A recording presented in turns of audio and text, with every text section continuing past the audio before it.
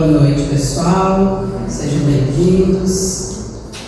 Possamos ter uma noite agradável, onde nós vamos receber o fluxo da palavra espiritual, de paz, de bênçãos. Vamos agradecendo por este momento, que aqui estamos. Que todos nós aqui, encarnados, desencarnados, possamos receber neste momento tudo aquilo que nós estamos necessitando. Em amparo, em consolo, em orientação, em tratamento. Que Jesus abençoe a nossa noite, abençoe o nosso coração, os nossos pensamentos e os nossos caminhos. Graças a Deus.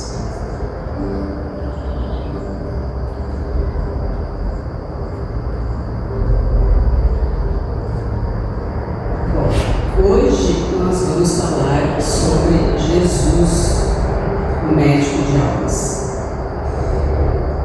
Jesus, quando veio na sua época, os judeus esperavam alguém que viesse libertá-los do domínio dos romanos. Seria um rei, seria uma pessoa assim, muito diferente do que ele era, um guerreiro que pudesse realmente libertá-los. Só que a libertação que Jesus veio era uma outra, muito diferente. Libertar mentes, consciências das suas imperfeições, das suas falhas. E Jesus ainda veio com um diferencial que ele trazia ideias que naquela época estava muito difícil de concordar. De amor, de tolerância, de perdão dos inimigos, que era mais difícil de aceitar porque tinha olho por olho e dente por dente.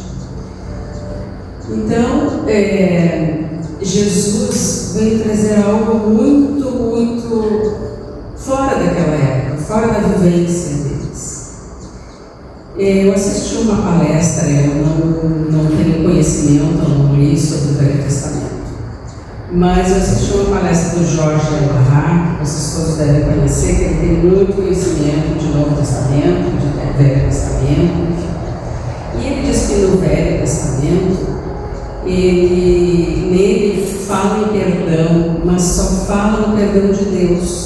Tem várias citações de perdão, mas só fala sobre o perdão de Deus. O único momento que fala sobre o perdão de uma pessoa a outra é Esaú e Jacó, mas eles eram irmãos. Não tinha essa questão de que o outro me fez o mal, eu tenho que perdoar. Jesus veio com essa ideia, com essa orientação amorosa, muito diferente. Mas ele sabia que ele precisava lançar isso, e que é isso mesmo que iria nos ajudar neste perdão, que iria nos ajudar na evolução e nessa cura, na cura da nossa alma. E a gente sabe que o perdão está dentro da caridade, A caridade é assim, o maior expoente para a nossa evolução. E como ali nós vimos, caridade é benevolência, indulgência e perdão. Então vamos seguir aqui. Do outro lado. Os santos não precisam de médico. Ali então estão. Tem lugar os fariseus e os publicanos jantando com Jesus. Aqui os fariseus não gostaram muito porque os publicanos eram consideradas pessoas de uma vida porque eles cobravam impostos. Era mais ou menos assim, cobravam os impostos e entregavam para os romanos. É como se chegasse alguém aqui no Brasil, de outro país, quisesse dominar o Brasil e contratasse nós brasileiros para tirar o dinheiro do povo brasileiro e dar para os outros, para o outro país que invadiu aqui. Então, eles não eram mesmos. Só que muitos desses publicanos, eles já estavam, aqueles que estavam ali com Jesus, eles já não queriam mais seguir aquela vida. Eles já estavam pensando em mudar, Até porque muitos até devolveram o dinheiro para o povo, e seguiram por outros caminhos. E quem são os santos? Quem seriam os santos? Os santos é aqueles que seguem os ensinamentos do Cristo. Hoje ainda nós não somos santos. e acho que vamos levar um bocado de tempo. Então, todos nós ainda somos doentes da alma, né? Ainda temos muitas imperfeições e muitas virtudes para desenvolver. E quem eram os doentes na época de Jesus? Os que honravam Deus através de práticas exteriores, cumprindo rituais, seriam os fariseus, né? Acreditavam no Deus único, tinham muito conhecimento das leis, né, de Moisés, mas ainda eram muito orgulhosos, muito egoístas e seguiam pelas práticas exteriores, as mãos lavadas, né, e rituais. Tinha os que se divertiam com a dor do outro, podia ser por uma crucificação, por um açoite, pela arena dos gladiadores, por animais selvagens. E esses estavam ainda no estágio mais primitivo. E os que muito erravam, mas já estavam cansados e dispostos a mudar. Aqueles a quem Jesus conseguiu puxar, aqueles que conseguiram entender melhor Jesus. Quem eram os doentes da época?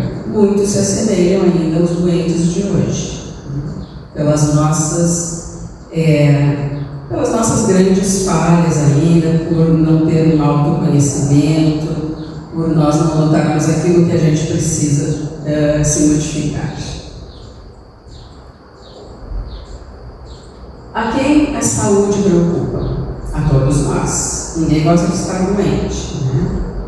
E quando a gente diz pra gente, fulano está doente, a gente fica assim muito comovido, né?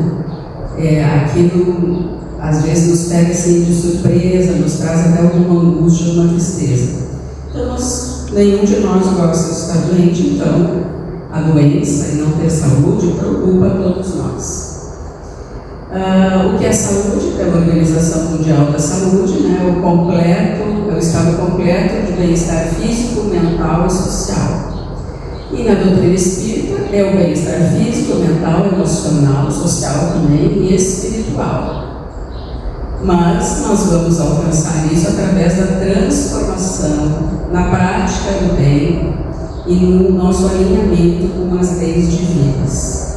Então, a nossa saúde real, a nossa felicidade, nosso encontro com o reino dos céus, que é a felicidade, certamente será quando nós praticarmos o bem pelo bem, o bem pelo amor.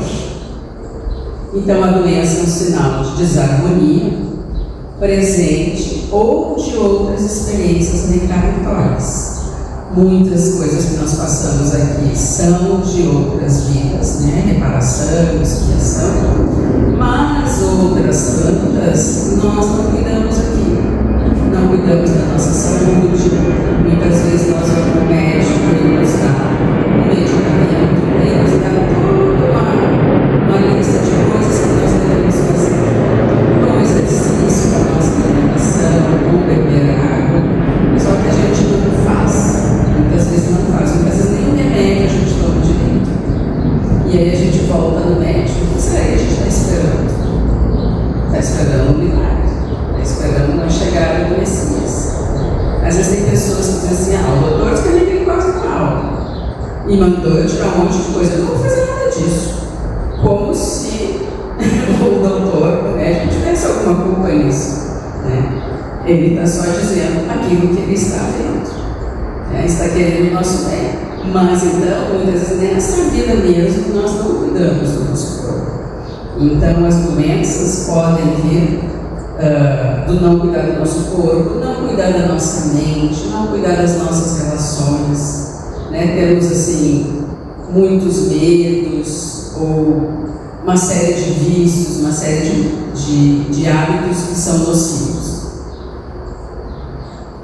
Bom, nós somos espírito, perispírito e corpo quando estamos encarnados. Né? Aqui tem uma imagem do espírito, do perispírito e do corpo. O perispírito, quando nós encarnamos, é ele que faz esse elo, essa ponte entre o espírito e o corpo.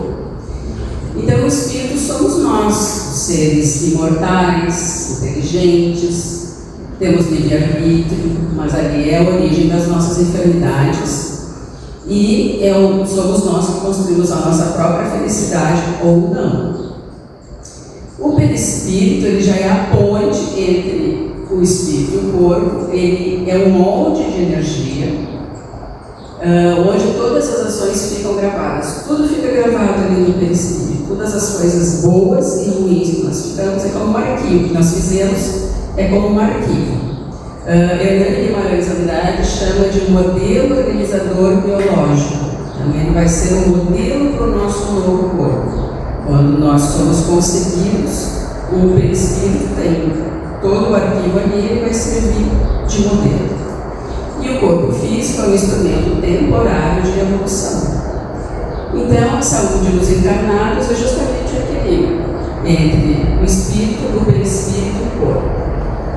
Aqui temos uma comparação do que seria espírito, perispírito e corpo. Espírito seria o engenheiro. Ele representa a causa, o princípio inteligente, a vontade, a consciência. Então, o engenheiro, ele faz o projeto. Ele determina os propósitos, ele detém o plano diretor da evolução das experiências necessárias de todas as etapas. O engenheiro, ou seja, o espírito, é imutável em sua essência, mas adquire experiência e conhecimento, ele evolui. O perispírito podemos comparar a uma planta baixa. O engenheiro desenhou a planta. Então, essa planta ela atua como molde fluídico, é o intermediário plástico e organizador do nosso corpo. O perispírito é o corpo espiritual que o engenheiro utiliza para moldar essa matéria densa. Contém todas as diretrizes, a forma e as características que serão transferidas para a construção física, para o corpo, servindo então de elo entre o mundo espiritual, que é o engenheiro, e o mundo material, que é a construção. Precisa dessa planta para fazer a construção. E a construção, que é o corpo físico, é o efeito materializado. A obra ela é temporária e ela é visível. É uma ferramenta, é um veículo em que nós podemos manifestar e que permite que o espírito interaja com o canteiro de obras que é o planeta onde nós estamos. A construção é limitada pelas leis da matéria e com o tempo se desgasta e é demolida. Então, o nosso corpo tem um tempo. Depois de um determinado tempo, o nosso corpo ele volta ao fluido cósmico universal, que é a origem material, de tudo que é material, né? Toda a matéria. Da mais grosseira à mais quintessencial. Mas o engenheiro, que é o espírito, e a planta baixa, que é o perispírito, permanecem intactos. Nós desencarnamos, perispírito e espírito vão, o corpo é que fica. Prontos para um novo projeto, que é a encarnação. Chegou essa analogia aqui, para a gente ter esse entendimento. Né? Então, continuando, nós sabemos que a causa está sempre no espírito. E as doenças hereditárias? Porque às vezes a gente ouve as pessoas falam assim, tá, mas que culpa eu tenho se eu reencarnei numa família e que eles têm uma determinada doença? Agora eu vou herdar as doenças. Não é por acaso. Porque a gente só vai herdar se a gente tiver algum comprometimento e se aquilo ali tiver alguma função para a nossa evolução. Senão, todas as pessoas da mesma família teriam todas a mesma patologia. E a gente sabe que não ocorre assim. Então, não é um determinismo. Né? Porque eu reencarnei naquela família que tem aquela patologia, então eu vou ter. E aí a culpa é dos que vieram antes. Não. A responsabilidade é nossa, porque nós vamos atrair. É uma afinidade vibratória. Ou seja, quando nós vamos ser concebidos, nós atraímos a herança genética que é necessária para a nossa evolução. Por isso que eles ficam esse modelo biológico. Quando há concepção, né, quando se unem os gametas, espermatozoide e óvulo, ali está impressa toda a energia do espírito através do perispírito que vai formar aquele corpo, que vai atrair aqueles gametas que têm características ou que têm alguma patologia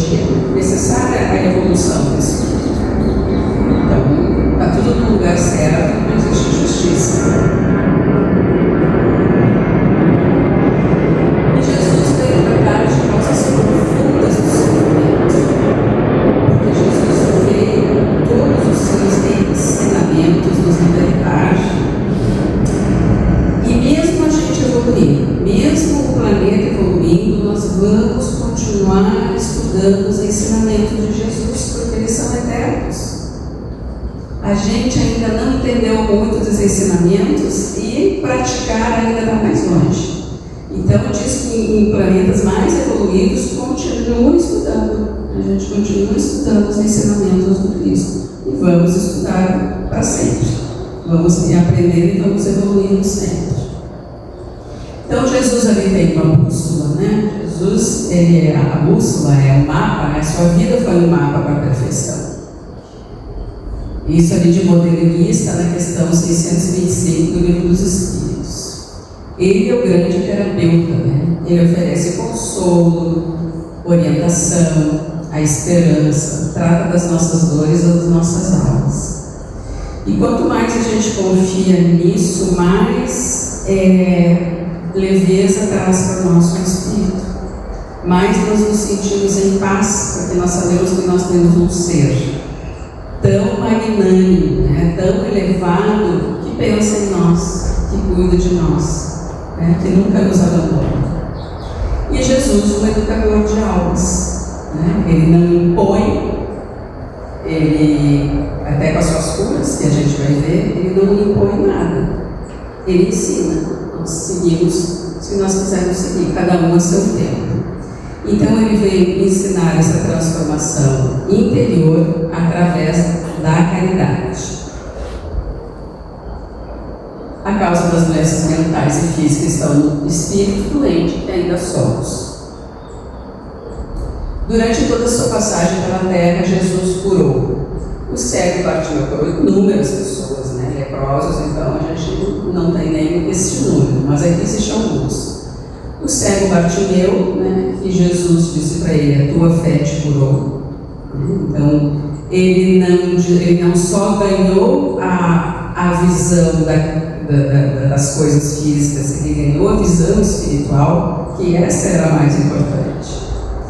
Os paralisados que caminharam, Jesus dizia, levanta-te e anda. Mas só levanta-te e anda com as tuas pernas, ou levanta-te e anda e segue. Né? E faz uma vida melhor, faz diferente na tua vida. Muitos obsessos, obsediados também eram libertos. Os soldados longinos que machucou, né? Feriu Jesus com a lança, e quando ele feriu Jesus com a lança, caiu uma gota de sangue no olho dele. E ele tinha um olho quase cego e a visão dele voltou. A partir daquele momento foi a transformação dele. Então, até quando Jesus estava ali ferido, ele estava abençoando, estava ensinando, e não precisou dizer nenhuma palavra, nem mais, né? Só aquele momento ali já, claro que aquele espírito já estava mais, digamos, imbuído dessa transformação, mas ele foi o que faltava, né? Era a gota que faltava para ele fazer a transformação.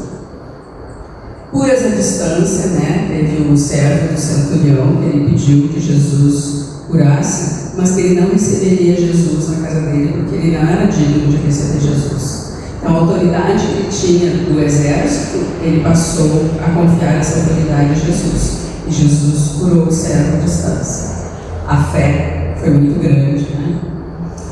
A mulher com hemorragia, que ele também diz, a fé te salvou, vai em paz. E todos nós conhecemos a história, que ela só queria tocar em Jesus, e quando ela tocou no manto de Jesus, Jesus disse, uma virtude saiu de mim. E aí ele só... Então era tudo assim muito simples, não era show, né? Era tudo que acontecia era para as pessoas despertarem.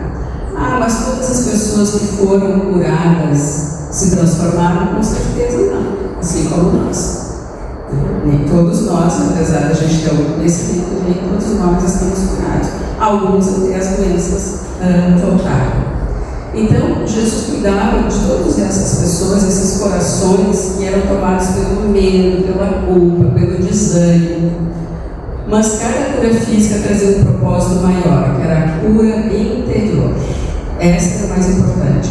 Então, Jesus chamava atenção pelas curas exteriores, mas ele aproveitava essa cura exterior para educar, para que as pessoas fizessem a sua transformação.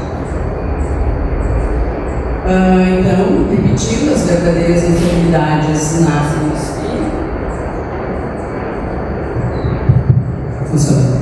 As verdadeiras enfermidades nascem no espírito, e as curas físicas realizadas por Jesus era a demonstração do seu poder de amor, mas o seu propósito era a cura interior. Ele tratava das dores da alma, ele sabia a dor de cada um, a dor que cada um trazia, e assim ele oferecia consolo aos aflitos e esperança aos desesperados. Então, as doenças que realmente nos aprisionam e que ele queria nos libertar, e que até hoje continua, porque a gente sempre diz que Jesus, ele não foi embora, ele continua, porque as suas lições estão aí. E a gente que tem que seguir e aprender. Então, as doenças que nos aprisionam são, entre elas, orgulho, egoísmo, mágoa, medo, vaidade. E aí temos a farmácia divina, que são as virtudes que curam, que tudo foi o que o nosso mestre veio ensinar. O perdão, que vai curar nossa mágoa e nosso ressentimento. Um dia nós vamos perceber, e aí acho que sim, que a chave vai virar mesmo, quanto o perdão nos faz bem, quanto nos dá leveza, quanto rompe as correntes. A gente não precisa mais carregar aquelas mochilas cheias de pedras, né, pesadas, cheias de mágoa, ressentimento, por anos, por séculos, né, que já carregamos com certeza. Então, o efeito do perdão é libertar a alma e restituir a leveza e a paz. Jesus disse: deixa a tua oferenda e vai te reconciliar com teu irmão. Não adianta a gente louvar, adorar a Deus, né? Oferecer coisas a Deus, se literalmente a gente não muda nada. Se a gente não perdoa o outro. Mas a gente quer o perdão de Deus, né? Isso nós queremos. A fé cura o nosso medo, a nossa insegurança. A gente vê que na época de Jesus, muitas pessoas que seguiam ele tinham muita fé. Mas eles já tinham desenvolvido e vinham com essa fé fervorosa. Eles sabiam porque eles estavam acreditando. E a fé não é algo místico, só religioso, é um estado de certeza. Você tem certeza que aquilo é o certo a fazer, que aquele é o caminho. O amor que cura do egoísmo, que é a essência divina. A humildade que nos cura do orgulho, que é o reconhecimento das nossas próprias limitações e fraquezas. E o reconhecimento é o primeiro caminho, depois vem a mudança. E a caridade, né, que cura a solidão, o vazio, que é a prática do amor incondicional, sem esperar recompensas. Mas por que nem sempre recebemos a cura do corpo? Bom, algumas vezes as pessoas conseguem superar uma doença e essa doença é curada. Mas era uma lição necessária, pois já havia cumprido o seu papel. Não é assim, Deus ajudou, olha como Deus é bom, curou ele, livrou ele da morte, porque a morte é castigo, a doença também não é castigo, a doença é aprendizado, pode ser meio dura às vezes, né? Mas é uma experiência para a gente se modificar. Então, algumas pessoas realmente aqui no planeta, eles estão aqui, eles têm uma doença, eles se curam, mas têm algum propósito maior e tinham alguma lição a ser aprendida. Em outros casos, a cura completa não acontece no campo físico. E isso não significa falta de fé, menos merecimento ou que Deus nos abandonou. É porque cessou o nosso momento neste planeta, a gente vai continuar evoluindo. Até porque nós não estamos aqui para virar semente. E todos aqueles que Jesus curou morreram. Todo mundo partiu para o outro lado, então em algum momento a gente vai ter que partir. E não é castigo para ninguém. E outros, mesmo quando o corpo não se recupera, o espírito pode despertar na vida espiritual completamente renovado. Porque se ele passou bem pela sua doença, com fé, com resignação, né, sem reclamar, ele já parte com leveza. Uma vez foi o Chico que perguntou para Emmanuel, né, o porquê do câncer. Ele disse: o câncer é a cura. assim como todas as doenças. Se a gente passar bem pelas doenças, é a cura. E nós vamos partir, meio assim, até como uma pluminha, assim, jogar bem leves do outro lado. Então, a doença não é uma inimiga a vencer, é uma professora que tem muito a nos ensinar. Cada alma está no caminho certo, acompanhada, amparada, aprendendo no tempo certo. Então, Jesus não operava milagres, embora muitas vezes ainda se espera, né? Jesus vai me curar, Ele vai operar um milagre. Se for para o nosso bem, sim, porque nós não sabemos muito bem o que nós pedimos para Deus, né? Mas Ele sabe o que a gente precisa, que Ele pode nos oferecer. Ele agia de acordo com as leis divinas, né? E Ele não focava na cura. O intuito dele, a cura era só para chamar a atenção, mas focava na fé de quem recebia e nos ensinamentos que Ele passava. Então Jesus entregava a cada um o poder da sua cura. Vai e não peques mais, né? Levanta-te e anda, faz diferente. E Jesus sempre respeitou o livre-arbítrio e o tempo de cada um, algo que nós temos que aprender muito. Porque às vezes a gente desperta por uma coisinha e a gente até que outro desperte também, né? É sacudir a cabeça da pessoa que ela fala. Jesus não fez nada disso, porque cada um tem sua hora, seu tempo, seu momento, e aí é que está a beleza, porque aí realmente tu desperta, né? Porque se alguém te obriga a fazer alguma coisa, tu vai fazer 1, 2 dias na semana e passou. Quando a gente não tem a consciência daquilo que a gente tem que fazer, a gente faz por um tempo e não continua fazendo depois. Então é uma fé ativa, é uma energia que cria sintonia entre quem cura e quem é curado. É isso que acontecia com Jesus. E a cura física sempre andava junto com a cura moral. Então, se somos responsáveis pelas nossas doenças, então somos responsáveis pela nossa cura. A cura não é passiva, ela exige um compromisso, ela não elimina problemas, curar-se é mudar a forma como respondemos a eles. Nós aqui podemos ter problemas semelhantes, nós podemos responder a este problema de formas bem diferentes. Podemos nos rebelar, nos revoltar contra Deus, contra o mundo, e podemos entender que não, que nós temos que aceitar, que nós temos que agradecer, que aquilo é uma oportunidade. Então é a maneira como nós não, o problema continua sendo o mesmo, mas como nós agimos é que vai nos dar mais tranquilidade, mais paz.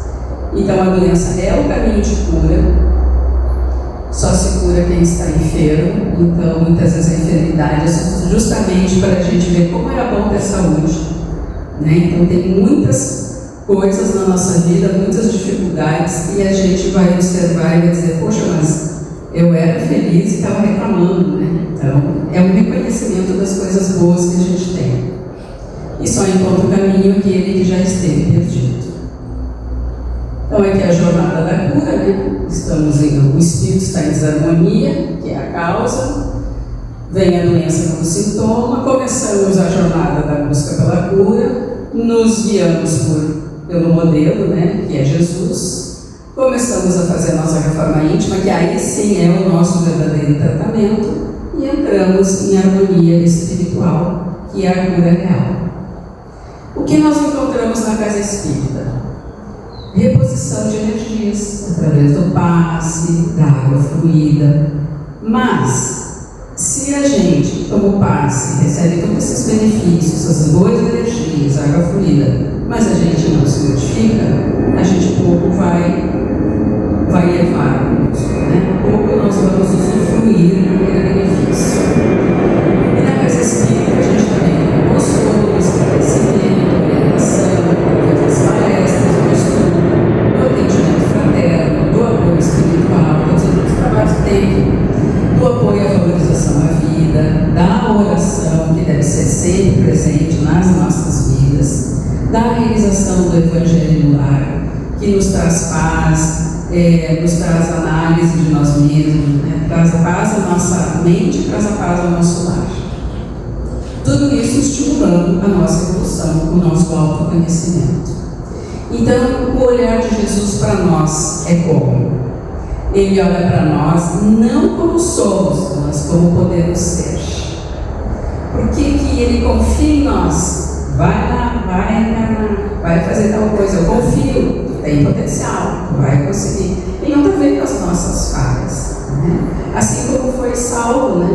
E Saulo, a Paulo, Jesus confiava nele, Jesus sabia o que ele tinha vindo fazer aqui na terra, ele que ainda não tinha se achado, né? Saulo perseguindo os cristãos e tal. Mas quando ele conseguiu despertar, né, ver a luz de Damasco, ver Jesus, ele se transformou no grande divulgador, né, dos ensinamentos de Jesus. Ele entendeu realmente. Então, Jesus sabe que nós temos esse potencial. Ele enxerga o ser espiritual que está em crescimento.